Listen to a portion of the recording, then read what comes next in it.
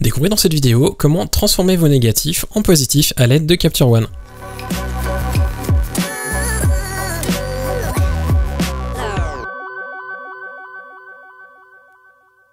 Salut, je m'appelle Quentin Descaillets, vous pouvez retrouver mon travail sur quentindescaillets.com ou sur facebook.com/quentindescaillets.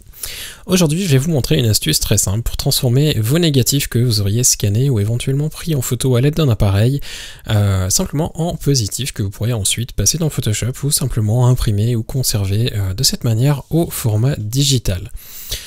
La transformation est relativement simple et d'ailleurs, on peut même l'employer au moment où on fait les photos non négatifs. C'est-à-dire que vous pouvez tout à fait créer un paramètre du moment où vous avez réglé pour un négatif et ensuite l'appliquer automatiquement lors de la prise de vue en étant connecté à Capture One. Je vais réaliser un article ou une vidéo prochainement à ce propos. Là, pour le moment, je voulais déjà vous montrer comment simplement transformer en fait votre négatif en positif et ce de manière très rapide afin de créer ensuite un profil qui s'appliquera automatiquement sur vos prochaines images. Pour inverser un négatif, la première chose que l'on va faire, c'est simplement inverser nos niveaux. C'est-à-dire qu'on va prendre l'outil niveau qui se trouve donc ici dans le petit panneau exposition et on va changer, en fait, lui dire que le point noir est maintenant le point blanc et le point blanc devient le point noir. Ici, on a en fait notre point noir et là, on a notre point blanc.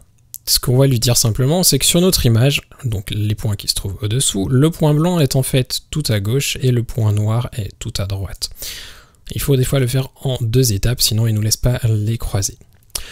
Comme on peut le voir, on a déjà quelque chose qui ressemble un peu plus à notre image finale. Le seul problème qu'on a, c'est qu'on a une espèce de teinte bleue. Alors ça peut varier selon l'eau que vous avez pour faire vos développements ou selon la balance des blancs que vous avez utilisé pour faire vos photos et bien entendu aussi de vos flashs si vous éclairez avec un flash votre négatif pour faire la prise comme je l'ai faite ici. Comme vous le voyez, donc ça a été fait avec un D810. La courbe, je vais la laisser en auto, mais ce que je vais changer par contre, c'est ma balance des blancs. La balance des blancs, ce que je peux faire dans un premier temps pour essayer, en général ça fonctionne relativement bien, c'est employer la petite pipette. Alors des fois même le bouton A fonctionne, sur les négatifs pas vraiment, le problème étant qu'on a inversé nos niveaux et lui va faire la balance des blancs par rapport à ce que l'on avait avant l'inversion et du coup ça marche pas toujours très bien. On va donc essayer avec la pipette et essayer de prendre un bord. Les bords sont généralement noirs, mais comme en fait ils sont blancs sur le négatif, ça devrait passer. Et on voit qu'on a effectivement quelque chose de pas trop mal. On va ensuite simplement changer un petit peu les contrastes pour avoir quelque chose qui est un petit peu mieux. Je vais le pousser légèrement. À noter que certains sliders vont fonctionner à l'inverse. C'est-à-dire que l'exposition, si je la pousse à droite, on voit que ça va foncer. Et si je la pousse à gauche, à l'inverse, ça va éclaircir.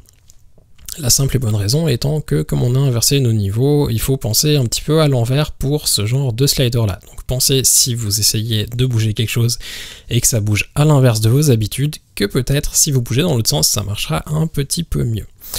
L'exposition, il vaut mieux éviter de la trafiquer par la suite, le mieux étant d'être juste au moment de la prise de vue avec votre appareil. Si vraiment c'est pas le cas, essayez de changer un petit peu au moment de la prise de vue avec l'appareil lors du scan du négatif. Donc je dis la deuxième fois la prise de vue simplement parce que j'ai fait une prise de vue de mon négatif pour avoir l'espèce de scan. Je dis bien espèce parce que c'est pas vraiment un scan mais plutôt une photo de mon négatif. Les hautes lumières aussi fonctionnent à l'inverse, c'est-à-dire que si je les pousse, on voit que ça va augmenter et si je bouge mes ombres, ça va récupérer un petit peu mes tons clairs. Je vais laisser comme ça me gêne pas plus que ça pour le moment, je vais les laisser ainsi et on va ensuite se rendre dans les courbes. Alors dans les courbes, il y a un petit peu plus de travail, donc on a différentes courbes, on a la RVB qui travaille sur la couche luminosité mais qui alterne notre saturation sur l'image, on a la couche Luma qui elle va fonctionner comme la RVB, donc en termes de luminosité mais sans toucher à la saturation, d'où son nom Luma, elle fonctionne uniquement sur la luminosité. Ensuite on a le rouge, le vert et le bleu qui paraissent légèrement logiques dans leur utilisation, du moins à première vue. À première vue parce que si on bouge le bleu vers le haut, on va rajouter du bleu, mais si on le pousse vers le bas, on va enlever du bleu et donc introduire du jaune sur notre image. De même pour le vert, ça sera du vert et du magenta, et pour le rouge, du rouge et du cyan. Si ça vous paraît un petit peu bizarre, peut-être qu'il va falloir ressortir vos trous de couleurs et revoir un petit peu la théorie sur les couleurs.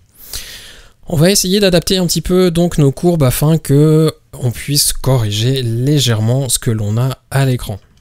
On voit qu'effectivement on est déjà pas mal, mais que c'est pas parfait. On a quand même passablement de cyan et peut-être même un petit peu trop de bleu sur certaines zones.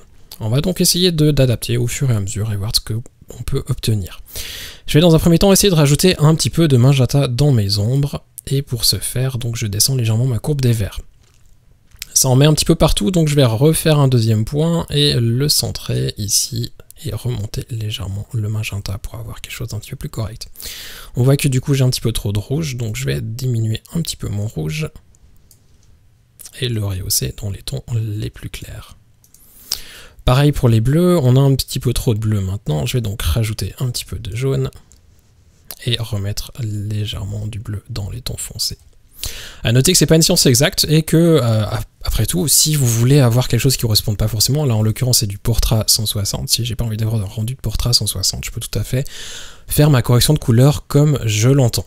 Vous allez remarquer sur cette image qu'il y a un petit peu de vert qui traîne par ici, et simplement parce que mon développement n'est pas forcément parfait.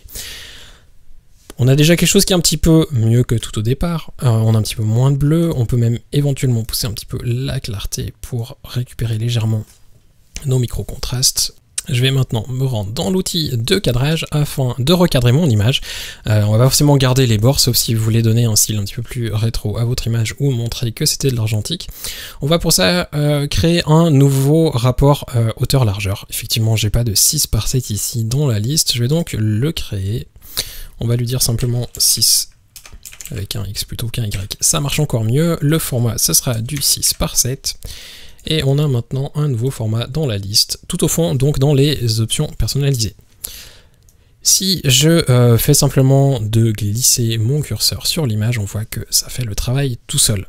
Je vais ensuite cliquer sur le petit outil ici, redresser, et simplement cliquer sur le bord de mon négatif et le tirer vers le bas, tout en suivant le bord, afin de redresser mon cadrage. Si je viens maintenant de nouveau sur l'outil de recadrage, ou si je presse sur la touche C de mon clavier, je peux ajuster mon cadrage comme je le souhaite. Le 6 par 7, on a toujours un petit peu de marge sur le haut et sur le bas. En effet, le 6 par 7 vient jusque là, mais on a toujours ces quelques millimètres en plus sur notre négatif et ça nous permet simplement de recadrer légèrement au moment du scan et c'est plutôt très pratique. J'appuie sur V pour ressortir de l'outil et prendre mon curseur normal et on voit qu'on a quelque chose de pas trop mal. On pourrait éventuellement passer encore un petit peu de temps dans nos courbes pour avoir quelque chose d'un petit peu mieux, peut-être un petit peu plus contrasté que ce que l'on a là.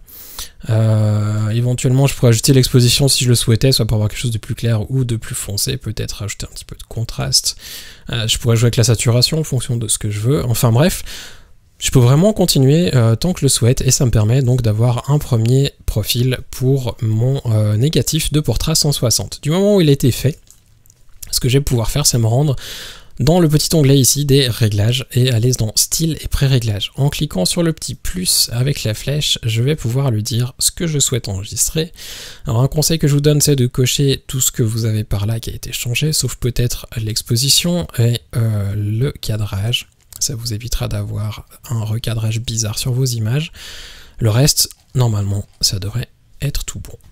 La balance des blancs, notez que peut-être qu'elle pourra varier d'un négatif à l'autre, et ça ce sera à adapter à chaque fois, mais en général, si vous en avez une qui marche pas trop mal, gardez-la, et essayez de l'employer toutes les images et de la modifier uniquement si vous en avez besoin. Ensuite, vous pouvez cliquer sur enregistrer, ça va vous demander d'enregistrer votre nouveau style, et vous pouvez l'appeler comme vous le souhaitez. Par exemple, si je lui dis scan Portra 160, enregistrer.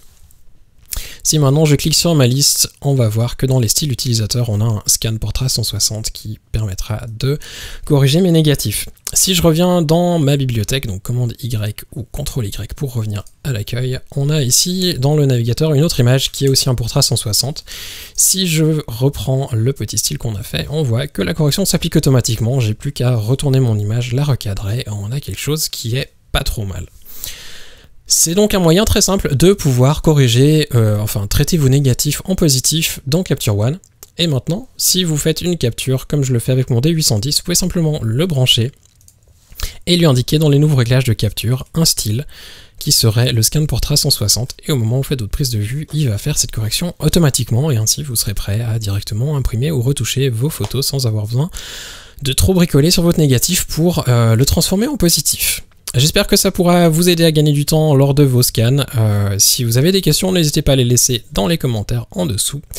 Et en attendant, je vous souhaite une bonne fin de journée. À bientôt!